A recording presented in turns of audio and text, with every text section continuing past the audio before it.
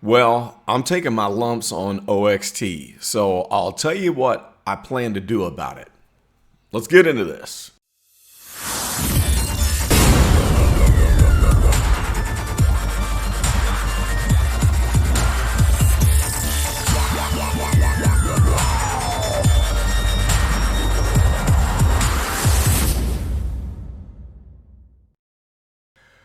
Okay guys, Carlton Flowers here, your crypto pro, and I'm here to tell you that I am not officially representing Nike because they don't pay me any money. Just kidding. But neither is OXT. Actually, OXT is taking money out of my pocket as it dives down from my entry price. So I want to show you where I bought into OXT and then talk about the mistake that I made that I want you to avoid in the future. All right, let's get rid of my handsome face and get into the details. Right now we are looking at the actually this is the 4-hour chart, not the 1-day chart. It's just zoomed out. Let's go ahead and look at the 1-day chart and get the overall so I can show you what happened. Looking at the history of OXT, where it was somewhere around this 70 cents level way back when, and then it had its distribution phase, and then it had the long period of time where it just was seemingly dead somewhere around 15 cents, and I've been watching this ever since early in the year after everything just kind of went to pot and settled down. So we had the big capitulation during the stock market crash, which only took it from 20 cents down to 13. So I thought, wow, this is a very strong project because, hey, the price really didn't dive when everything else just took like an absolute dump during that time. This thing hung strong. So I've been watching this thing all this time. So fast forward to this summer. And you had this happen. So let's zoom in on this.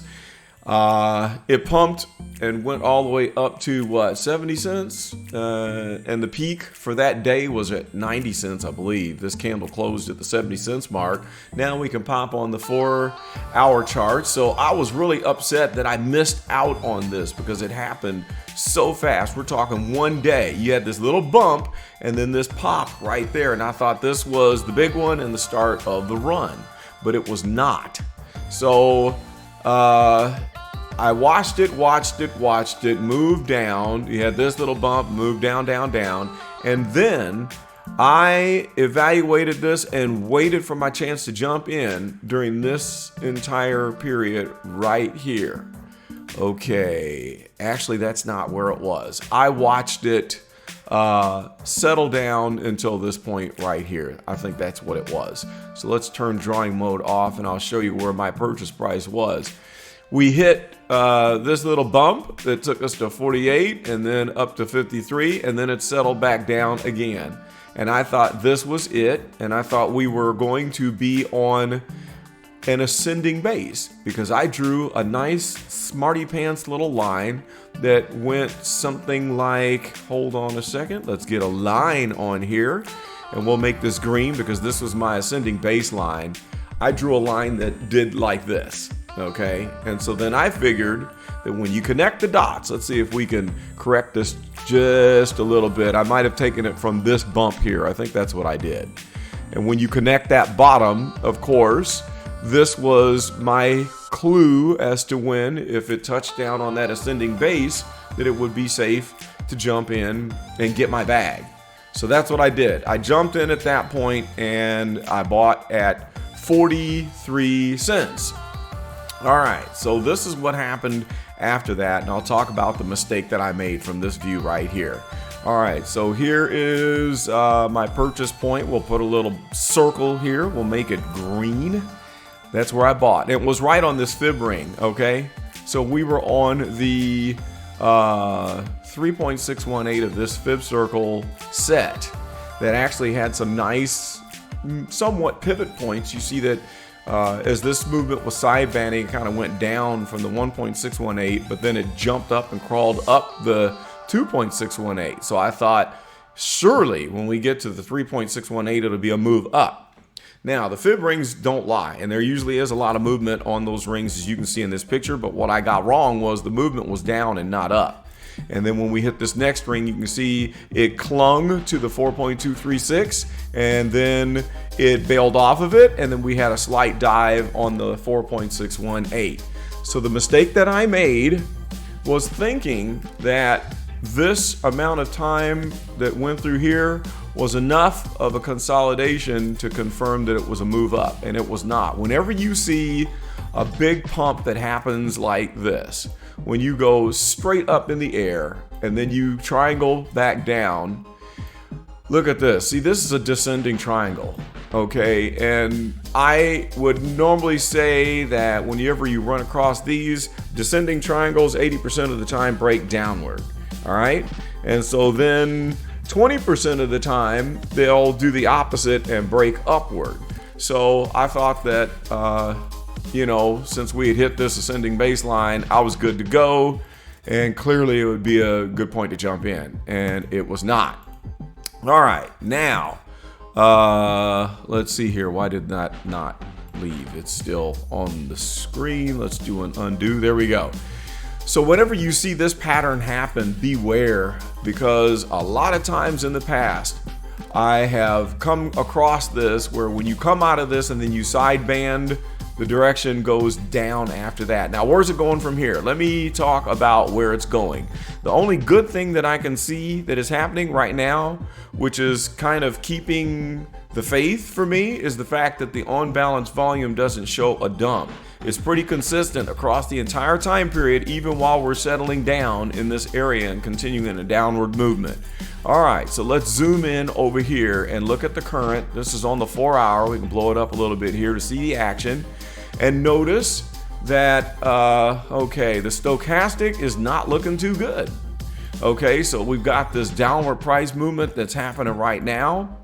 And while we're in the midst of this small recovery and then continue movement downward, as this upward move flipped on us, and now the fast line and the slow line have opened up. See the gap, which means that it's a confirmation of a continued direction in the negative.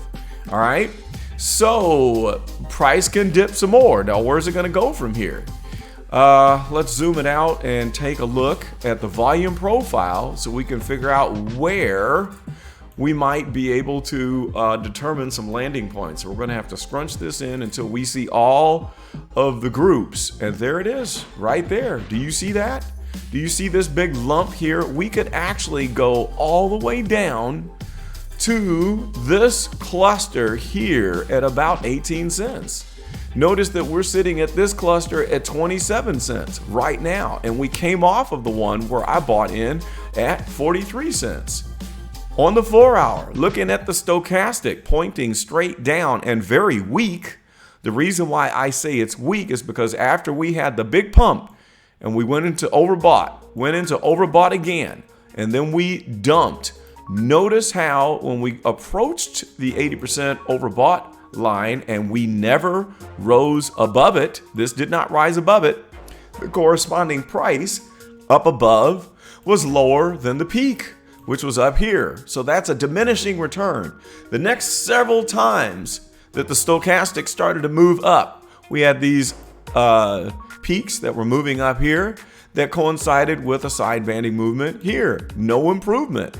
So that is indicative of further movement downward. Even on this next declining peak, we returned a lower price up above. So now we see that this little movement right here, that little bitty movement up that coincides with this peak, it brought us to a new lower low, a lower bump. You know, each one of these bumps, here's the base of that bump, and then here's the base of this bump, and then this base is still declining. So each time this stochastic moves up, it is not bringing us on a higher price with those bumps. So that means it's just a confirmation of an overall trend that is going downward. Now, if we did a Fibonacci retrace, I saw someone else that presented a really good video that showed us that right now we're at a critical boundary where if we were to drop below a line here, we're going to get into the bottom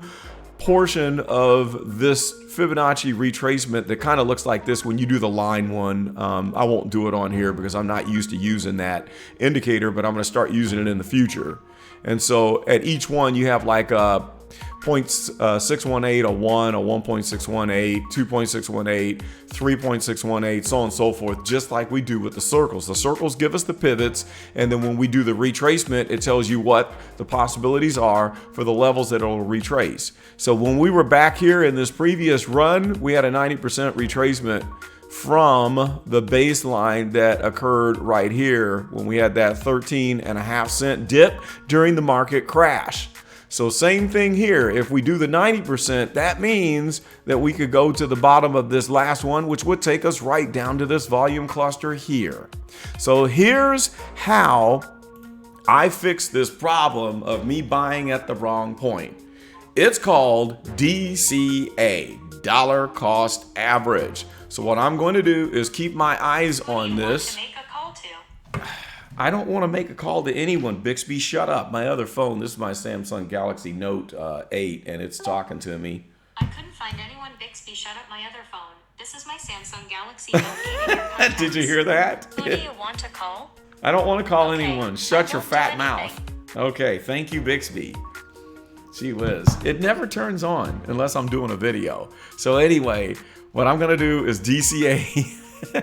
And we'll wait until we get into this cluster here, which just happens to be the point of control when you consider all the movement dating back through May.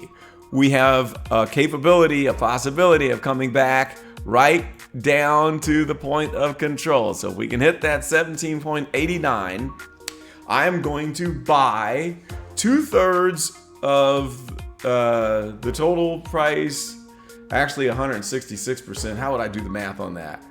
I'm going to take the amount that I got last time, and I'm going to get twice more at this lower price. So I'm going to have a small chunk at the 40.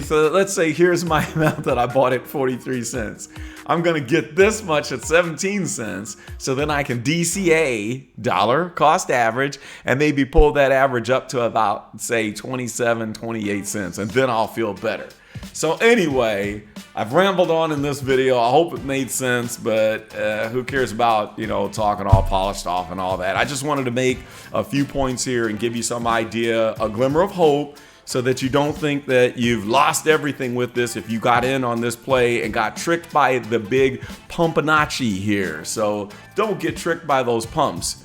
And then what I said again, just to reiterate, we're okay because look at these bases. Here's a base level OBV here. We moved up to the next level. We moved up to the third level. This is the fourth level right here. So we're not bad on the overall. Now, if this would have gone down below this line way back to the previous level here, then I would be kind of concerned that insiders are dumping this. But this is a solid project, and it looks like the majority of the institutional buyers are still in on this around this area right here. So that's all I've got. What do you think about OXT? Are you a bag holder of OXT, and where do you see it moving from here? And do you think we'll dip down to the point of control of the overall trading volume that has happened since the beginning of May?